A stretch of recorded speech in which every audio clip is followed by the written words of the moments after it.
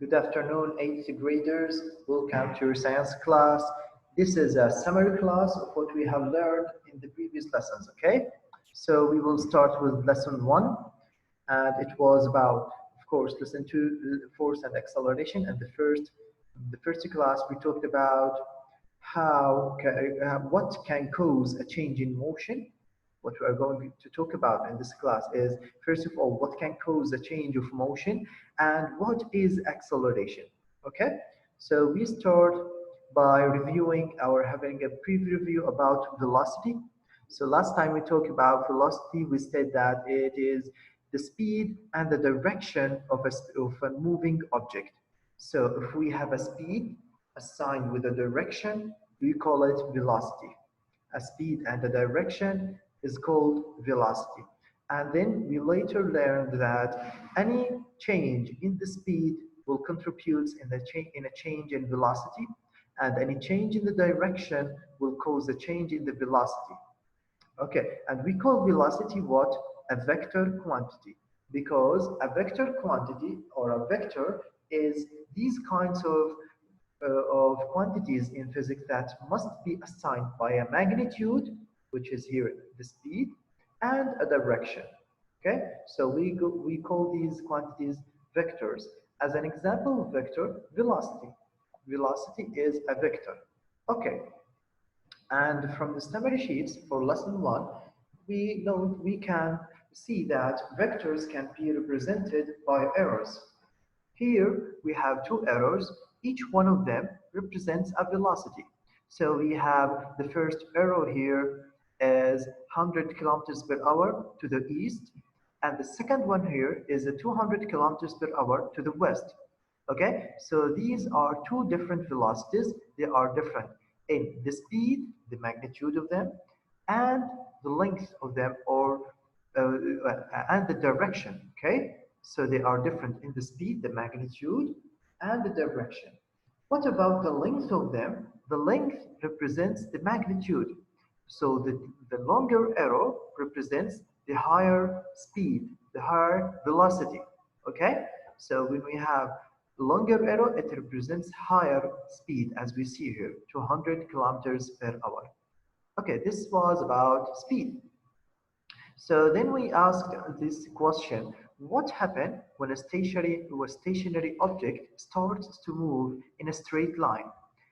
What happens in this process?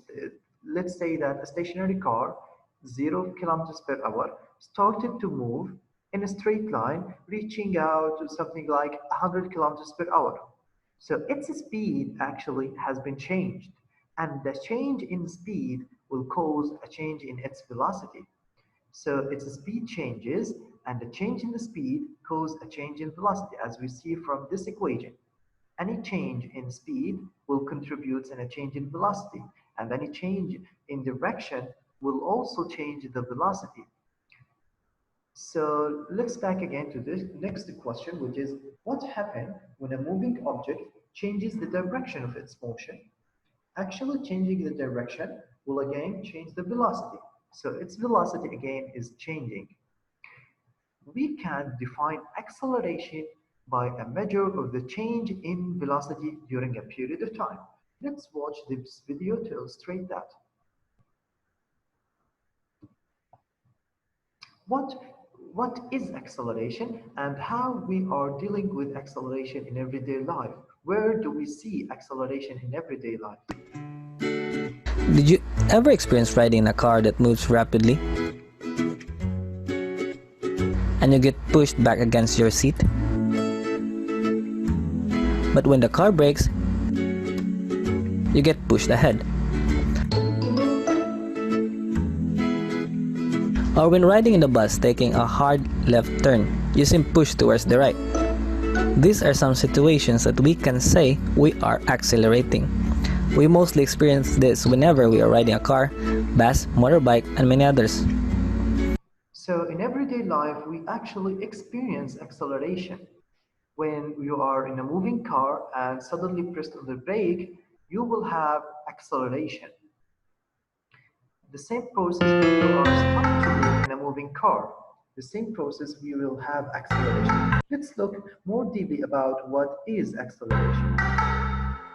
When we are in a stationary car that moves rapidly to gain speed, we get pushed back against our seat. And when brakes are applied, we get pushed ahead. Or when we take a sharp right turn, we're pushed towards the left. These are all situations where we are accelerating. We have all experienced this, whether in a car or a bus or while riding a motorbike. Simply put, when velocity changes, we have acceleration. I still haven't defined what acceleration is. I just told you that when velocity changes, there will be acceleration. Okay, let me give you two examples. In the first one, a car is traveling in a straight line at a constant speed of 80 kilometers an hour. And in the second one, a plane is traveling in a straight line at a constant speed of 1000 kilometers an hour. In which case do you think acceleration is involved?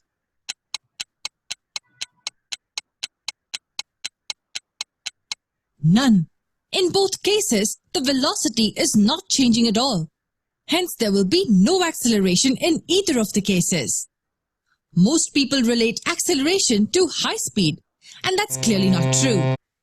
Acceleration will only exist when there is change in velocity.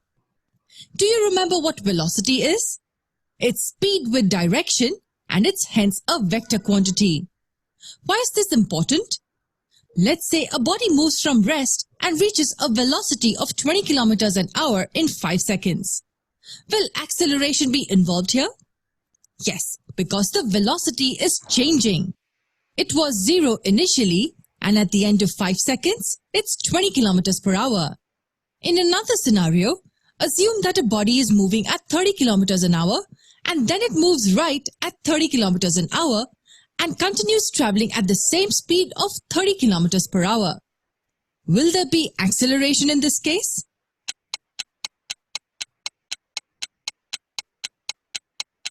The answer is yes. As the direction is changing, the velocity will also change. The only thing constant in this example is speed, but the velocity changes as the direction changes. So this was the most important concept you had to know about acceleration. It will exist only when there is a change in velocity. But how is acceleration calculated? Acceleration is defined as the rate of change of velocity. Okay, so we now can understand what is acceleration is, what is actually the acceleration is, and then next class we will see the most important 3 points about acceleration we must know about acceleration. Thank you very much.